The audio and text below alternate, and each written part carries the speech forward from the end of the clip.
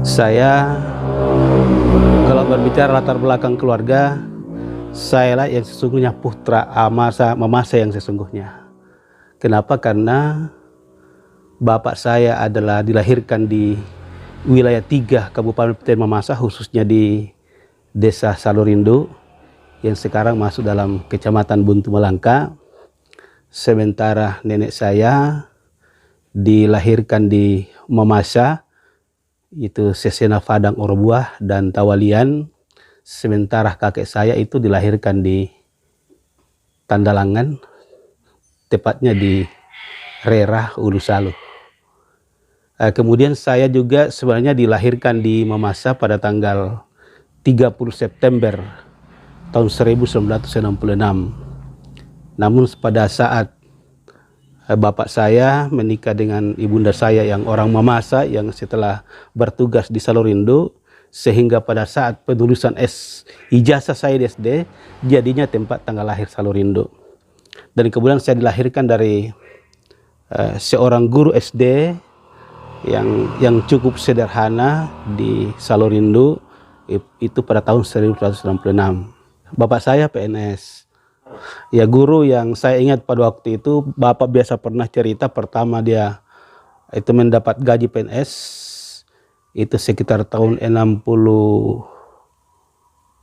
ya, atau 66 ya, beliau hanya mendapat rupanya kurang lebih 1.500 satu bulan. Dan memang kalau PNS di zaman dulu itu ya mereka sangat pas-pasan.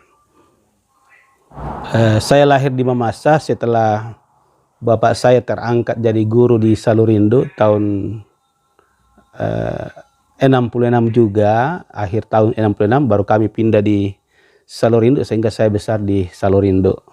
Sehingga di dalam surat akte kelahiran saya dan di ijazah saya berubah menjadi tempat tanggal lahir Salurindo. Namun sesungguhnya saya lahir di Mamasa, tepatnya di Kampung Randanan.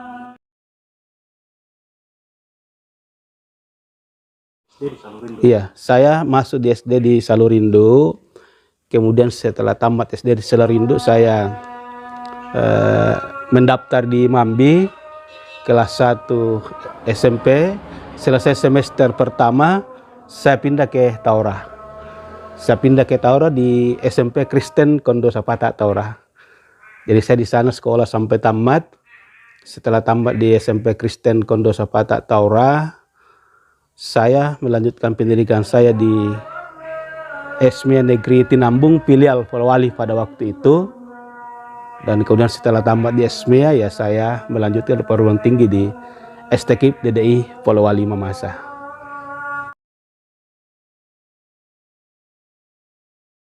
Ya, setelah tamat kuliah, selesai kuliah tahun 93, itu saya langsung merantau. Saya merantau ke Irian bersama-sama dengan Pak Syukur yang sekarang Sekretaris Daerah Kabupaten Mamasa. Beliau pada waktu itu ditempatkan oleh perusahaan di Jayapura selaku kepala cabang, dan saya termasuk salah satu karyawan beliau. Disitulah saya ketemu dengan istri saya yang ada saat ini. Jadi saya menikah di Merauke sekitar tahun 1994 di Merauke. Masih di Merauke, saya masih resmi sebagai tenaga perusahaan pada waktu itu. Nanti setelah perjalanan waktu berjalan, kemudian saya sempat pindah-pindah di perusahaan, pernah di Sorong, kemudian pernah di Ternate, bahkan saya pernah ke Kalimantan, kemudian kembali ke Makassar. Setelah masuk krisis moneter, hampir semua perusahaan ini goncang, sehingga saya dengan terpaksa meninggalkan kegiatan-kegiatan yang sangat pada waktu itu yang cukup lumayan di kota. Saya memberanikan diri untuk datang di Lakahang. Di Lakahang karena setelah saya merantau, setelah tamat kuliah, ya bapak saya juga pindah ke sini. Ya saya ke sini ikut orang tua, sudah bersama dengan keluarga. Masih panjang perjalanan karena saya ke Lakahang ini sudah punya 1 anak pada waktu itu.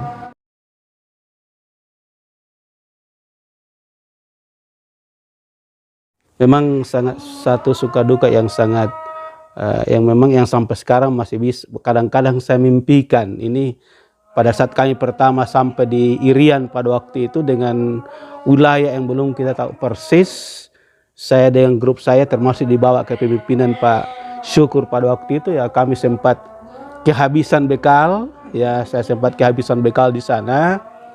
Kemudian Pak Syukur pada waktu perintahkan itu saya dikasih 1 unit barang, coba Pak Usman coba jalan, kami jalan di sekitar ibu kota Jayapura pada waktu itu, ya syukur alhamdulillah ya barang yang saya bawa satu itu bisa laku sehingga bisa menyambung hidup kami pada waktu itu sebelum perusahaan bisa berjalan secara normal pada waktu itu.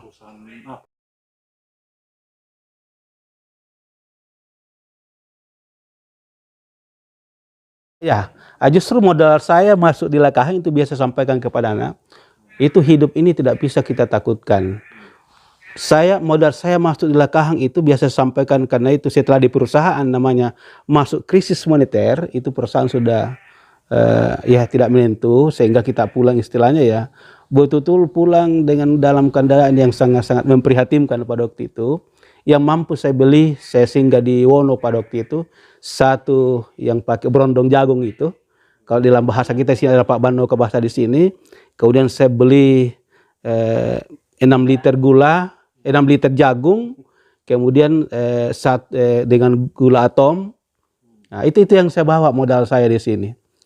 Dan saya sampai di sini karena orang tua di sini memang ada rumah dinas dulu, tapi saya pikir kapan kita selalu sama-sama orang tua, ya kapan kita bisa berkembang.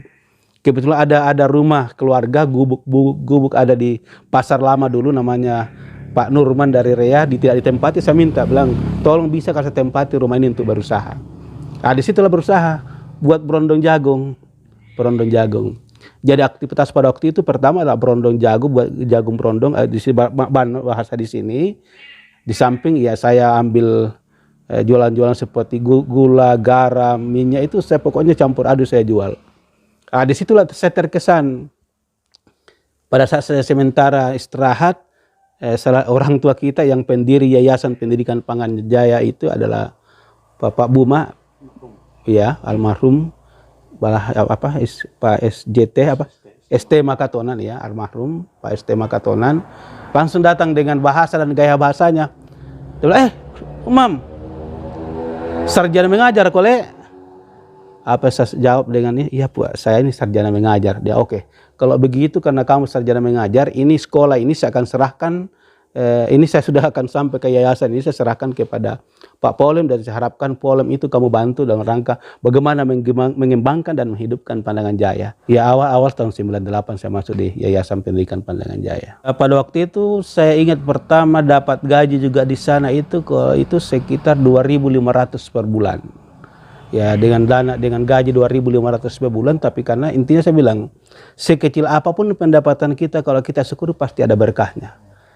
Ya anak saya sudah 2 pada waktu itu, sudah ada Dwi, ya Eko dengan Dwi, dengan gaji honor 1 bulan 2.500, dengan menjual buru-buru pasar, ya syukur ya alhamdulillah ya bisa menghidupi keluarga pada waktu itu dengan tetap semangat dan tetap juga mengabdi di kegiatan-kegiatan kemasyarakatan.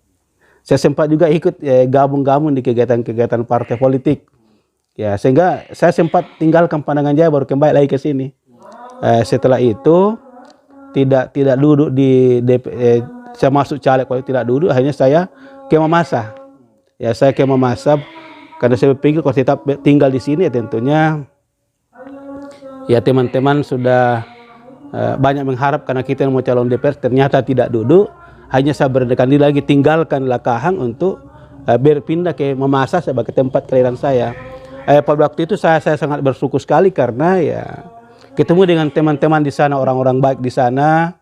Di sana ada di sana ada Pak Lerdi, ada Pak Edi. Pak Edi Sunestanga pada waktu itu yang pertama menjemput saya dan menunjukkan saya supaya saya bisa mengabdi lagi di SMA Negeri 1 Mamasa pada waktu itu.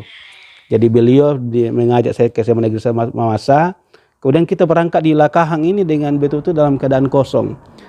Setelah Pak Harnal antar saya ke Pak Lerdi, kemudian Pak Lerdi terima saya. Pak Lerdi pada waktu itu langsung perintahkan saya, Pak Usman, saya terima sebagai guru di sini karena terus terang saya tidak ragu kemampuan Bapak, ya.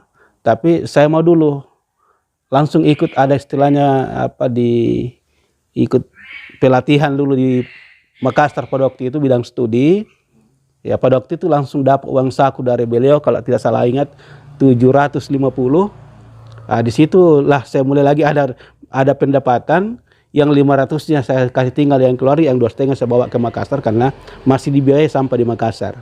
Itu kemudian saya lagi berkiprah di dunia pendidikan sebagai tenaga honor. Di samping juga pada waktu itu saya sebagai masuk salah satu tim sukses pasangan calon presiden dan wakil presiden. Dan pada waktu itu juga ada perguruan tinggi Darmawas. Sorenya juga saya menjadi tenaga dosen di sana. Ya, itu memang saya selalu ada kerja keras upaya di samping berkiprah di dunia pendidikan juga saya juga ada sampingan dengan kegiatan-kegiatan politik dan kemasyarakatan lainnya. Sampai jadi PNS, peran teman-teman di sini sangat luar biasa sekali. Ya pada waktu saya mendaftar di 2006 itu, ya yang sangat punya peran keterlibatan di sini ada Ibu Mece, ada Pak almarhum Pak Lagaligo, kemudian ada Pak Solemanu dan ada Pak Alfolem pada waktu itu. Karena saya sudah mendaftar, saya tinggalkan, saya kembali lagi ke sini di Lakahang. Untung pada waktu itu Ibu Mece ada di Mamasa. Pemasukan berkas terakhir itu besok, ya umpamanya pagi ini, besok pemasukan berkas terakhir. Kemudian Ibu Mece langsung menghubungi Pak almarhum Pak Lagaligo. Bagaimana ini Pak Usman, dia kan ini mendaftar.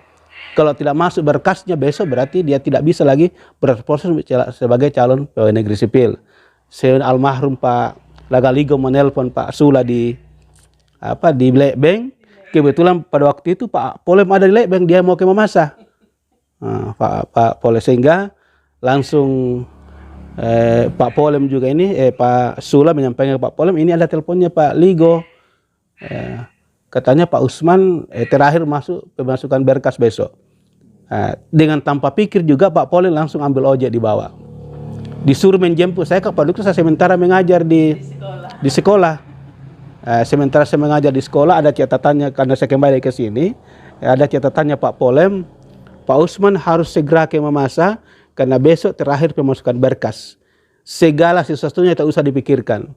Ini ojek yang datang saya sudah bayar PP. Saya tunggu di Lekbeng, nanti kita jalan ke lewat Polewali Majene. Pada waktu kan belum tembus jalan, jadi kami sama saya bonceng beliau. Disitulah saya lihat kehebatan beliau naik motor sangat luar biasa sekali. Sehingga kesan yang kami rasakan itu karena kami jalan malam, ya karena ada longsor ya sempat jungkir satu kali. Ya karena saya tinggi sempat saya sempat berada di belakang, Pak Polem jungkir sama-sama dengan motor. Ini kesan yang saya rasakan sama dengan beliau ya. Begitu lincahnya beliau, tidak sempat dia langsung berdiri, umbang kok saya di belakang, enak kan saya tinggi. Nah, itu perjalanan hidup. Kemudian besok masuk berkas, ya alhamdulillah ya bisa terangkat jadi PNS pada tahun 2006.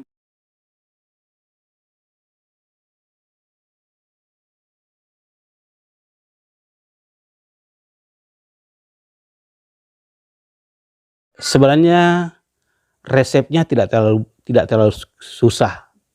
Yang pertama, di dalam melaksanakan tugas tentu apa yang diberikan kita melaksanakan dengan ikhlas. Kemudian tidak terlalu memikirkan untung dan ruginya setiap aktivitas dan kita laksanakan, tetapi kita harus disiplin. Ya. Dan memang salah satu modal utama saya melaksanakan tugas dan tanggung jawab adalah harus disiplin. Karena saya rasakan selama ini, terserang pada waktu kami di Pandangan Jaya itu ya termasuk barangkali salah satu guru yang sangat disiplin adalah saya. Ya, disiplin. Karena dengan disiplin bekerja, kemudian tulus bekerja, saya yakin berkat Tuhan juga akan turun. Jadi setelah saya jadi pegawai negeri, ya pada waktu itu kebetulan berpasangan Pak Obed dengan Pak Ramlan sekitar tahun berapa itu periodenya Pak Obed Pak Ramlan. Ya. Pak Obed ini saya sudah terangkat jadi guru di SMA Nusa Bangsa tahun 2008 itu. Pak Obed dengan setelah dilantik Pak Obed dan Pak Ramlan, kemudian singgah di gubuk saya di sini juga dulu, tapi belum seperti ini. Langsung Pak Obed bilang, Pak Usman, ternyata ini Lakahang adalah kelurahan. Kelurahan setelah saya lihat ada perdah dari Polmas dulu pada saat pemekaran Kecamatan Tabulahan dan Kecamatan pemekaran Kecamatan Aralle pada waktu itu. Kemudian langsung mekar Kecamatan Aralle dan Tabulahan. Ternyata Aralle ini dan Tabulahan, Lakahang adalah kelurahan. Bagaimana kalau Pak Usman lurah di sini? Saya bilang saya ini sebagai bawahan siap saja menunggu perintah apa yang telah diperintahkan oleh pimpinan. Ya pada waktu itu ya saya sudah, setelah itu tidak lama kemudian saya dikasih pelaksana tugas lurah di sini. Jadi setelah saya dikasih pelaksana tugas lurah, saya minta pamit kepada orang tua Pak Malora pada waktu itu karena dia sebagai kepala desa Lakahang, dia mensupport saya, mendukung saya sehingga berjalan proses pemerintahan ini saya selaku lurah dan aktivitas kemasyarakatan bisa jalan seperti yang kita harapkan, dan situasi dan kondisi Lakahang itu sudah mulai semakin membaik dibandingkan awal-awal saya masuk di Lakahang. Jadi pada waktu saya di lurah dulu ya memang ya kita sudah menganggap pada waktu itu ada suatu jabatan yang sangat luar biasa sekali. Tapi namanya perjalanan hidup, tidak lama saya jadi lurah, kemungkinan barangkali pimpinan. Tapi sebenarnya belum jadi belum jadi lurah. Yang awalnya sebenarnya di guru SMA Nusa Bangsa, ya sebelum jadi lurah SMA Nusa Bangsa, satu-satunya saya ingat pada waktu SMA Nusa Bangsa, satu-satunya SMA di Kabupaten Mamasa pada waktu itu swasta yang lulus 100%. Lulus 100%. Pada waktu itu kan saya wakasek ke bidang kurikulum, ya. Ini barangkali salah satu pimpinan pada waktu itu sebenarnya, lurah tadi terlalu jauh dulu. Saya langsung ditarik ke Dinas Pendidikan Kabupaten Mamasa. Saya ditarik di sana menjadi Kasubag Program dan Pelaporan di Dinas Pendidikan. Ya, iya pernah ditarik ke sana. Disitulah sebenarnya juga dilihat aktivitas saya sehingga setelah Pak Obed dengan Pak Ramlan itu memerintahkan ke saya bagaimana kok dikembalikan ke Lakahang sebagai lurah, ya di situ saya menerima sehingga pada saat itu dari guru masuk di Dinas Pendidikan sebagai tenaga teknis di sana, kemudian dimasukkan di dunia pemerintahan lagi.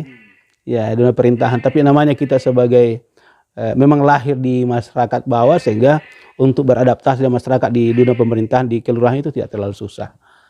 Setelah saya jadi lurah, beberapa tahun jadi lurah, kemudian ya dianggap barangkali agak sukses pada waktu itu dengan penjenjangan berikutnya, saya ditarik kembali masuk di kantor di Mamasa. Saya masuk di Badan Ketahanan Pangan Kabupaten Mamasa, saya dikasih jabatan sebagai Kepala Bidang Distribusi Pangan. Ya, kemudian tidak lama di sana, beberapa tahun di Kepala Bidang Distribusi Pangan, saya dimutasi lagi ke Dinas Sosial dan Tenaga Kerja, masih bergabung pada waktu itu. Saya diberikan jabatan sebagai Kepala Bidang Kesejahteraan Sosial pada waktu itu. Kemudian dalam perjalanan ya memang tadi saya selalu disiplin dan ikhlas melaksanakan tugas dan apa yang telah diperintahkan oleh pimpinan ke saya. Jadi sebagai kepala bidang pada waktu itu saya melaksanakan tugas dengan baik. Kemudian saya dipanggil lagi Pak Bupati, Pak Ramlan, untuk diminta kesiapannya diperintahkan menjadi camat Tabulahan. Dan saya dikembalikan sebagai camat Tabulahan. Tentunya dengan kehadiran saya sebagai camat Tabulahan juga buat saya memang tidak asing karena memang saya berkecimpung dan bergumul di sini di Tabulahan, dan bahkan pada saat pembentukan Kecamatan Tabulahan saya termasuk salah satu unsur ketua, ya. Saya salah satu unsur ketua pada waktu itu pembentukan Kecamatan Tabulahan bersama-sama dengan Pak Alfolem, Pak Jamprino dan almarhum Arvin pada waktu itu. Ya betul-betul kita ikhlas ingin melihat Kecamatan Tabulahan ini bisa ada dan kemudian pendekatan pelayanan, dan tidak pernah kita berpikir bahwa kita akan sponsori suatu saat saya akan jadi camat, tidak pernah. Inilah buah daripada setiap perjuangan ikhlas dan tulus saya bisa menjadi camat Tabulahan, dan pada waktu itu saya anggap sebagai sebuah jabatan yang sangat luar biasa buat saya. Sangat luar biasa buat saya. Namun karena ya bagaimana perputaran ternyata ada peluang-peluang lelang jabatan, ya saya juga dengan optimis ikut lelang jabatan di Badan Kesatuan Bangsa dan Politik Kabupaten Mamasa. Dari 9 orang yang ikut lelang itu ya oleh Tuhan memberikan amanah dan kepercayaan pimpinan sehingga saya dilantik menjadi kepala badan Kesbangpol itu pada tahun 2021 ya, yang lalu 2021.